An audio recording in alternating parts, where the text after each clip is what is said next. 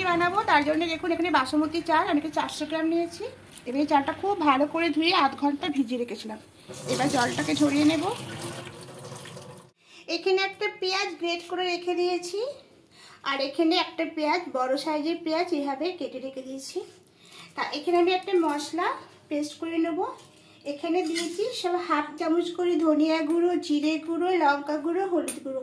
এবার সামান্য একটু জল দেব। জল দিয়ে এটাকে খুব ভালো করে মিক্সড করে নেব। এইভাবে মিক্সড করে নেব। তা মিক্সড করা হয়ে গেছে। আর এখানে রেখেছি টক দই, 2 চামচ টক দই খুব ভালো করে ফেটিয়ে নিয়েছি। আর এই বাটির মধ্যে আমি একটু ফুড কালার দিয়েছি।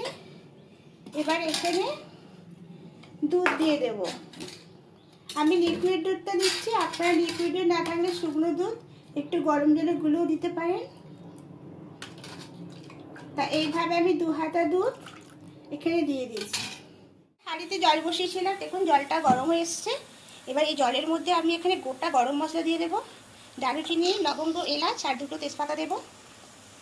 আর এখানে একটা পাতিলেবুর রস দিয়ে দেবো এভাবে।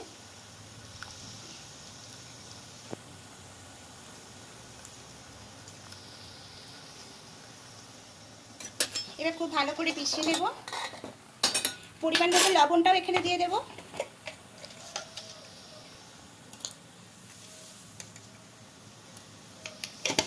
এবার খুব ভালো করে মিশিয়ে নেব। এবার যে চালটা ধুয়ে নিয়েছি চালটা আবার এখানে দিয়ে দেব।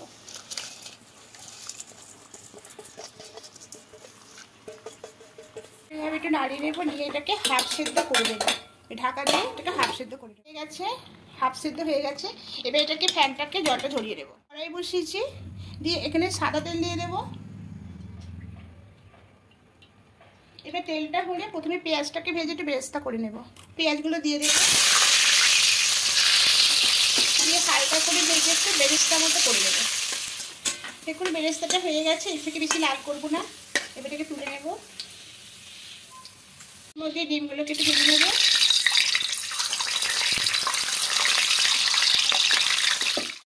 এবার ডিমগুলোকে তুলে নেব, আর এই তেলের মধ্যে আলুগুলোকে ভেজে নেব।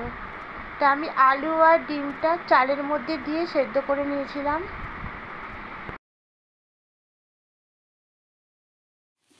এবার আলুগুলোকে তুলে নেব। এবার এই তেলের মধ্যে কিছুটা ঘি দিয়ে দেব। ঘি দিয়ে এখানে পেঁয়াজ পেস্টটা দিয়ে দেব, দিয়ে একটু হালকা করে ভেজে নেব। হালকা করে ভাজা হয়ে গেছে। এবার এখানে আদা রসুনের পেস্টটা দিয়ে দেবো। এবার আদা রসুনের পেস্টটা দিয়ে খুব ভালো করে একটু কষিয়ে নেব, আদা রসুনের কাঁচা গন্ধটা চলে যাওয়া পর্যন্ত। আদা রসুনের গন্ধটা চলে গেছে। এবার যে মশলাটা আমি করেছিলাম, পেস্ট করেছিলাম, এবার এই মশলাটা এখানে দিয়ে দেবো। দিয়ে একটু ভালো করে কষিয়ে নেব। আর এখানে বিরিয়ানি মশলাটা দিয়ে দেবো অল্প করে। খুব ভালো করে দিয়ে কষিয়ে নেব।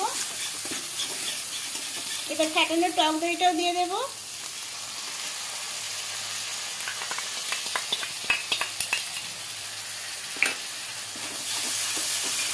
কষতে থাকবো। খুব ভালো করে কষিয়ে নিয়েছি। এবার এই বাটিতে জল দিয়ে জলটাও দিয়ে দেবো, দিয়ে একটু ভালো করে কষিয়ে নেবো। এবার এর মধ্যে যে ডিম আর আলুটা ভেজে রেখেছিলাম এটাও দিয়ে দেবো। ঘরে থাকা সামান্য উপকরণ দিয়ে আমি বিরিয়ানিটা করছি, খুবই সাধারণভাবে আর খুব তাড়াতাড়ি হয়ে যাবে, বেশি কিছু লাগবেও না এতে। খুব ভালো করে একটু এটাকে কষিয়ে নেব। দেখুন খুব ভালো করে কষিয়ে নিয়েছি। ভালো করে দেখুন মশলা থেকে তেল ছাড়তে শুরু করে দিয়েছে। এবার এখানে সামান্য একটু জল দেব।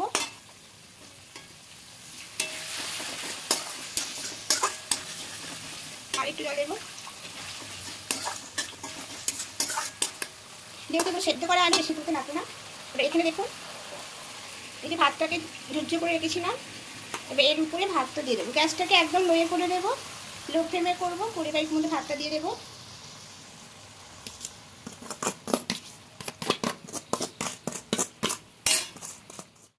ভাতটা পুরো দেওয়া হয়ে গেছে। আবার এদিকে দেখুন এই যে বাটির মধ্যে দুধের সঙ্গে যে ফুড কালারটা রেখেছি, এখানে আপনারা জাফরানটাও দিতে পারবেন। তা আমার হাতে জাফরানটা ছিল না কাছে, তাই আমি ফুড কালার দিলাম। আর এখানে এই খাপেরই আমি 2 কাপ মতো কেওড়া জল দেব, আর দেব এখানে 2 চামচ মতো গোলাপ জল,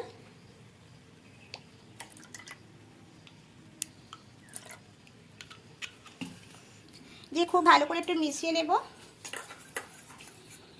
এবার এদিকে দেখুন, এবার এখানে ঘি দিয়ে দেবো, একটু বেশি করে ঘিটা দেবো। ঘির উপরে বেরেস্তা দিয়ে দেবো,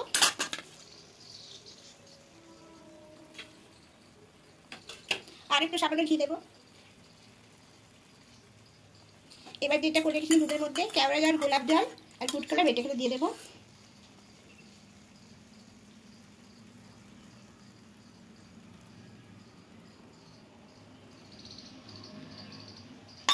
একটা চাটু বসিয়ে দেখুন, চাটুটা হাই হিটে একটু গরম করে নিয়েছে। চাটুটা গরম হয়ে যাওয়ার পর এবার লো ফ্লেমে রাখবো, লো ফ্লেম করে এবার এর উপরে কড়াইটা বসিয়ে দেবো। কড়াইটা বসিয়ে দিয়ে এবার এটা একটা ঢাকা দিয়ে দেবো, দিয়ে 10 মিনিট আমি রেখে দেবো। 10 মিনিট হয়ে গেছে, এবার দেখে নেবো একটু। দেখুন এটা হয়ে গেছে, সুন্দর একটা গন্ধ বেরিয়েছে। তা আমি এখন এটা ঘাটবো না, গ্যাসটাকে অফ করে দিয়ে আরও কিছুক্ষণ এই অবস্থায় রেখে দেব। এবার বিরিয়ানিটা বেড়ে নেব। দেখুন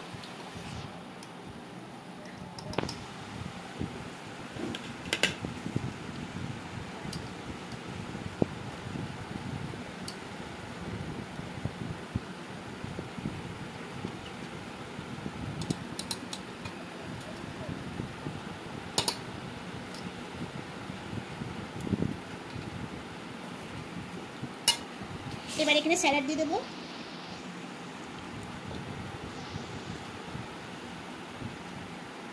আমি এখানে টমেটো আর পেঁয়াজ দিয়ে করলাম। হ্যালো বন্ধুরা, আমি যখন মশলাটা কষি তখন লবণটা দিয়েছিলাম, সেই ভিডিওটা স্কিপ হয়ে গেছে, তাই লবণটা দেখানো হয়নি।